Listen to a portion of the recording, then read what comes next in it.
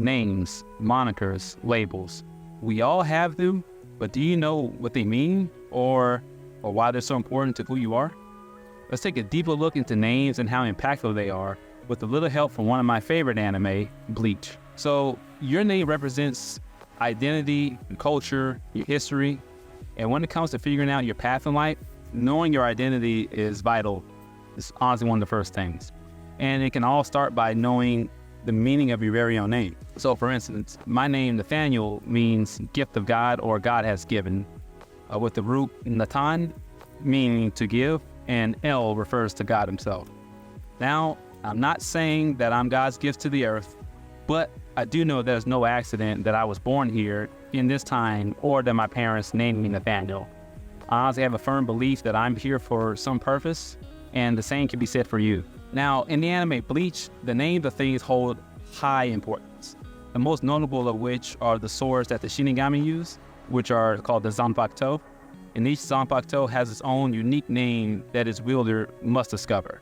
So think about when you first meet your best friend, you got to figure out your names and nicknames and things like that. By calling on the name, the sword often transforms and releases its special abilities or powers and things like that. But here, the name is not just a label, but it's the very essence of what the sword is. So when it comes to the importance of names, this is kind of where the meat and potatoes of this whole thing is. Knowing the meaning behind a name isn't the only important thing about who you are. What name you give yourself plays a huge role into who you ultimately become. Now, I'm not talking about calling yourself a nickname like Nate for Nathaniel or Will for William. I'm talking about calling yourself dummy, weakling, or failure. These labels we tend to give ourselves may not seem like much at first, but your mind takes it all just as seriously. The more you say these things, the more you start to believe them, and the more you're unintentionally harming yourself and your purpose. A prime example of this is shown with Squad 11's fifth seat, Yumichika. So Yumichika calls his Zanpakuto by a name that it absolutely hates, which is Fujaku, so that it only partially releases its power. It's not living up to its full potential. And he does this because he wants to keep up this appearance to his squad mates.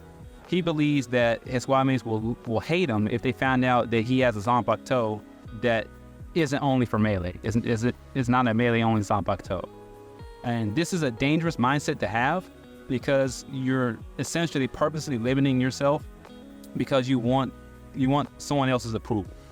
And that's not the way you were designed to live.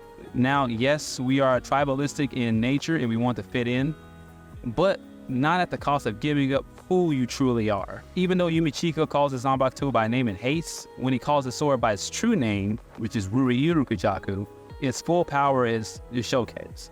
And this is kind of a nice parallel because when you fully acknowledge and live up to your true name, like you're loving, you're smart, you're courageous, you're humble, you can be all that you were meant to be. So now that you have a better understanding of just how important names are, do you feel like you're living up to your name?